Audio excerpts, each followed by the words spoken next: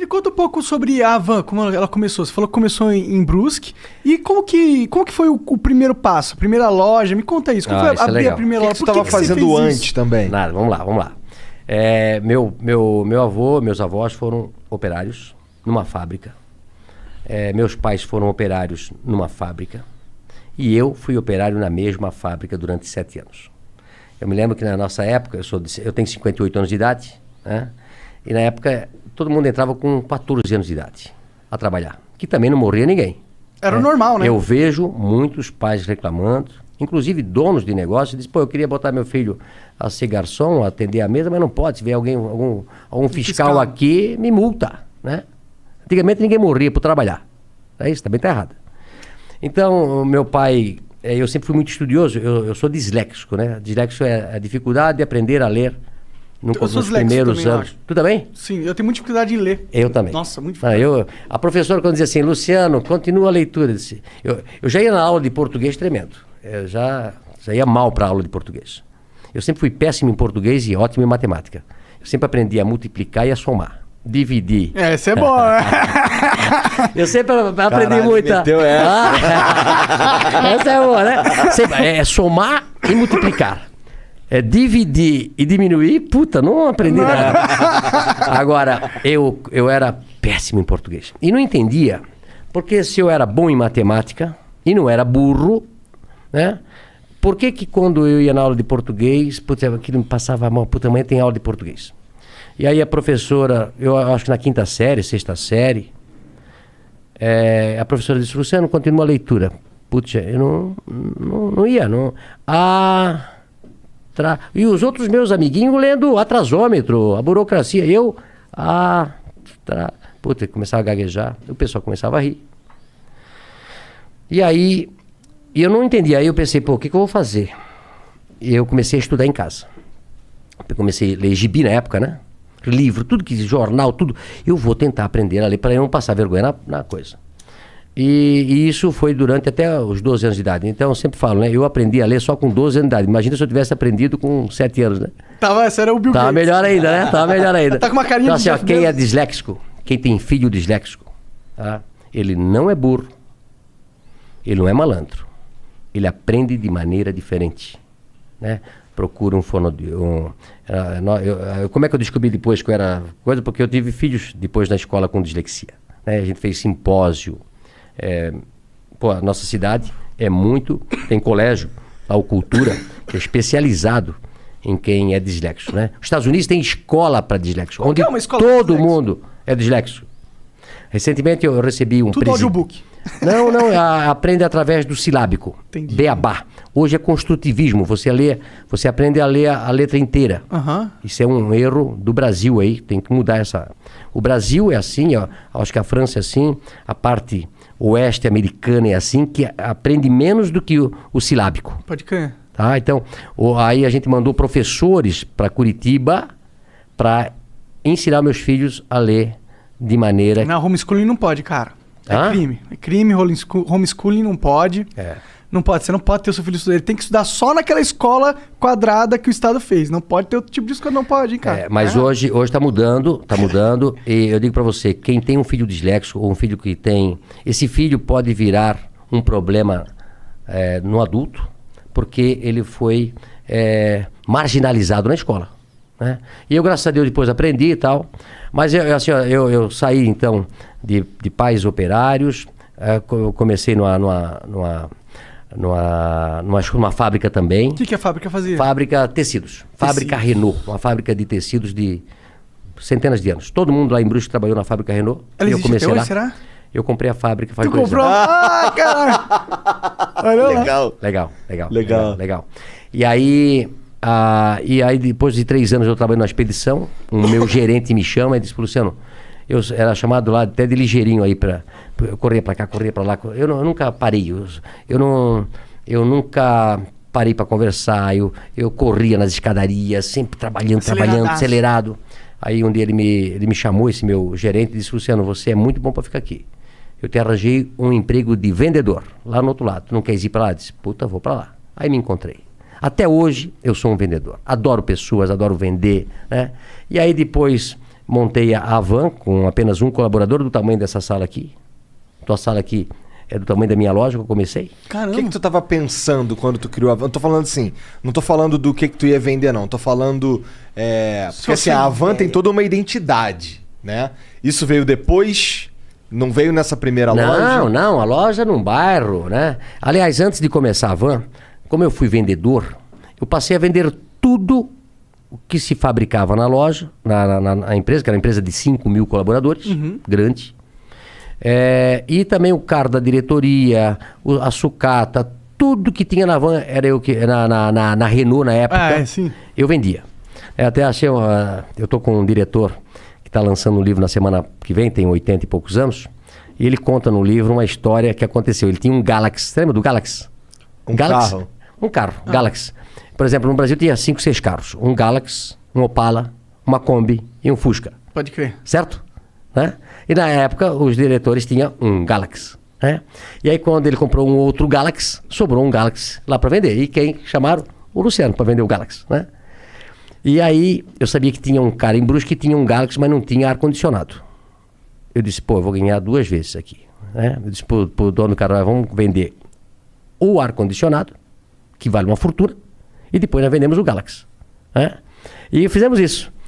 Arranjei, vendi pro... E o cara era bem gordo, Telmo Rosinski, que eu nunca me esqueço, lá de Brusque, bem gordo. Então, eu vendi o ar-condicionado, tirei o ar-condicionado, vendi o ar-condicionado quase com o preço do Galaxy, e depois vendi o Galaxy. Foi um sucesso. Né? Até hoje eu não esqueço disso. Né? Então, assim, depois disso, eu montei primeiro uma tecelagem de toalha, em 1984, com 22 anos de idade. Da hora. 22 anos de idade. E depois eu montei a van. Por que você tinha esse negócio de montar empresa? Porque seu pai e sua mãe eles eram operários. Eles tinham alguma coisa de montar empresa dentro deles? Não, e meu pai dizia assim, Luciano, eu começava das 7 da manhã às 5 da tarde. E meu pai trabalhava das 5, 1h30.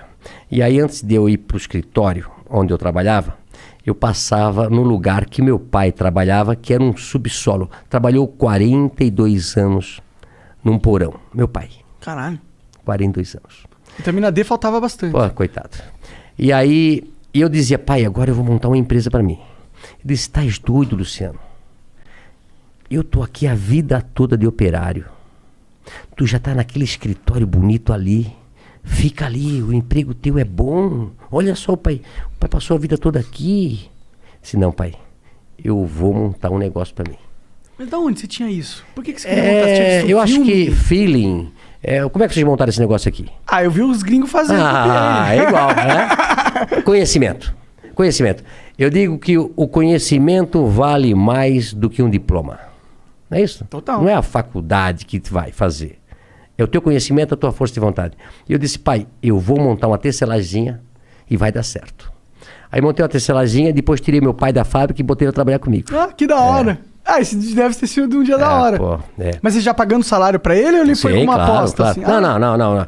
Eu fiquei um pouquinho melhorzinho, né? Entendi. Porque no começo, eu até falo hoje sobre ser empresário, né? Eu soube que aqui que vocês também, quando começaram, dá prejuízo. Não, porra. 2 anos de prejuízo. Tu começa, não tem hora pra trabalhar, não tem dia pra trabalhar, não paga hora extra pra gente, e muitas vezes dá prejuízo. E muitas vezes você quebra e perde tudo que tinha. É verdade. Então, como eu tinha 22 anos de idade, eu vou tentar. Não tinha namorado, não tinha casado ainda, nada. E a tecelagem foi muito bem. Tirei meu pai da fábrica. E aí depois, 2 anos depois, montei a van. 1986, com 24 anos. Eu e Vanderlei. A van. Hang e Vanderlei. Um sócio que eu tive durante 5 anos. Entendi. Mas o que aconteceu com a tecelagem? Ela cresceu? Não, aí a tecelagem trabalhei durante até 90 e pouco, uns 10 anos. Tendo a van junto. Junto, né? Entendeu? E depois eu vendi a tecelagem. Entendi. Quem que era esse seu sócio aí do começo? Vanderlei. Quem que... Era um supervisor de vendas que trabalhava comigo na Renault. Entendi. Aí ficamos 5 anos juntos, separamos, ele tem a empresa dele hoje e a van continuou. Pode crer, ele meio que comprou tua parte, é isso? Não, não, na realidade a gente dividiu, ele fez a Vantex e eu continuei com a van. Pode crer. O que faz a Vantex? A Vantex vende tecido ainda hoje. Entendi. Pode crer. E aí, como que foi essa primeira loja? imagino que deve ser legal pra você ter um negócio físico, receber clientes. É diferente da tecelagem que você fazia antes, que é negócio pra empresas, né? A tecelagem você vende pra alguém vender, né? Isso. E também é engraçado o seguinte, olha só. Eu comecei a tecelagem fazendo tecido para roupa de cama.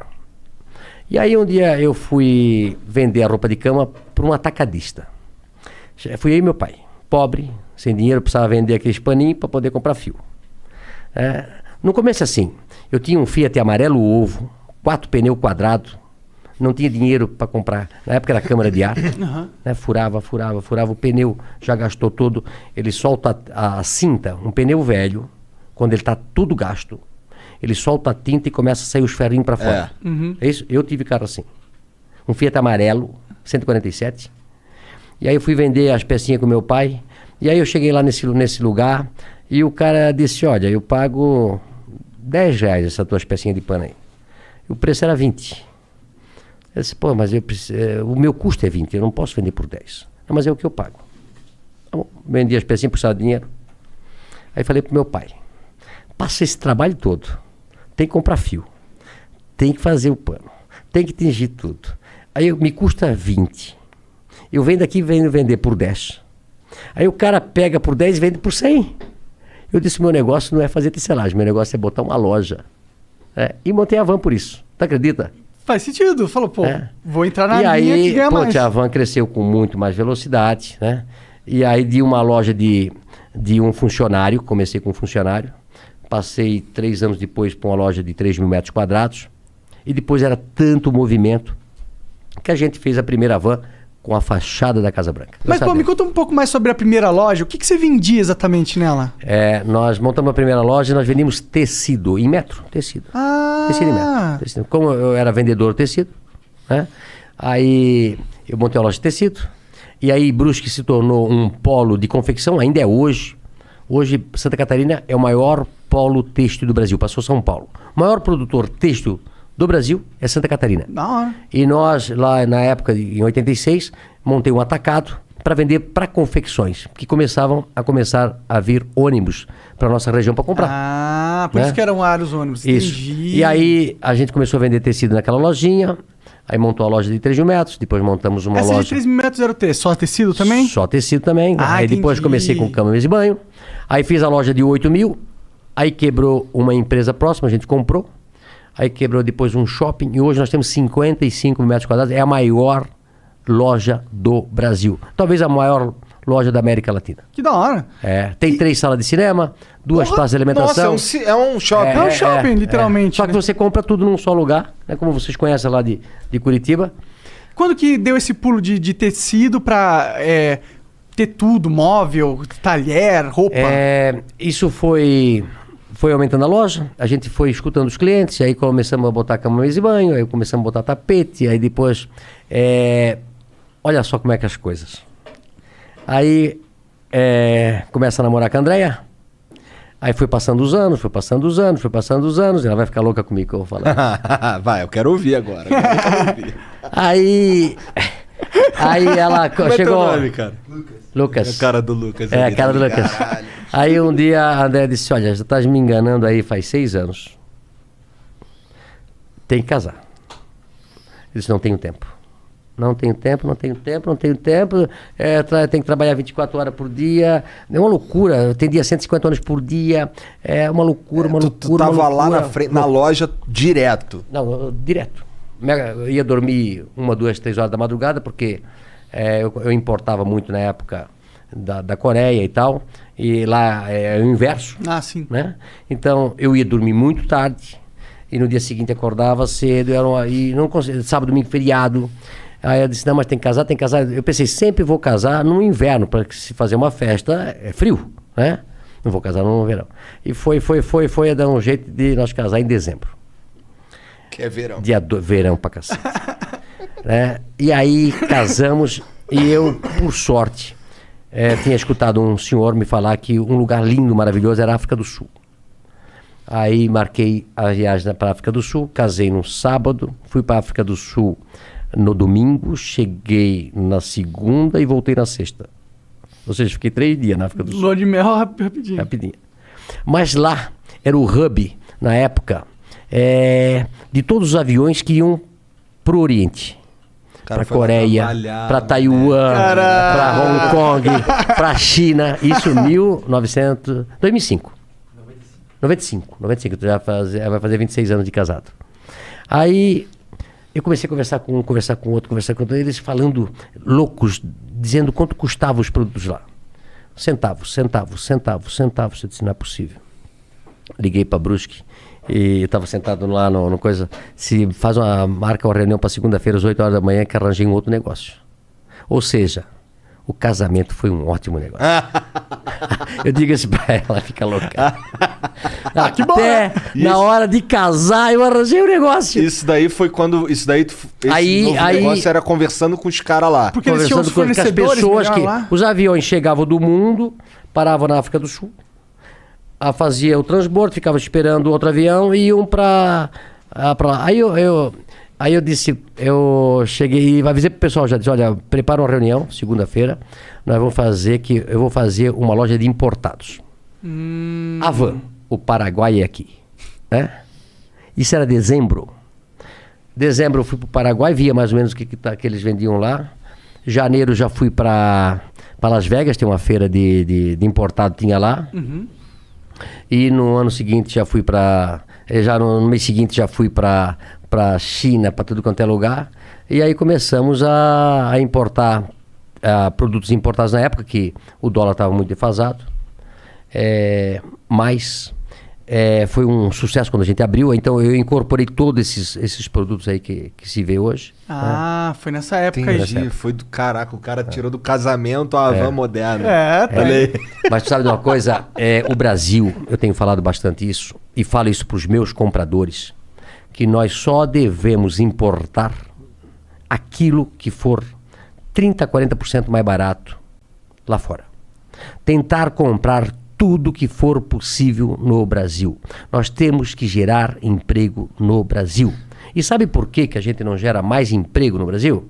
Tem algumas... Por causa dos impostos. Né? Bom, nós temos a maior carga tributária do mundo. O Brasil, na década de 80, de 70, exportava tudo. Exportava louça, exportava toda a indústria nacional, exportava para o mundo todo. E por que nós fomos perdendo competitividade? Lá atrás, a carga tributária era 18, 20, 22, 24.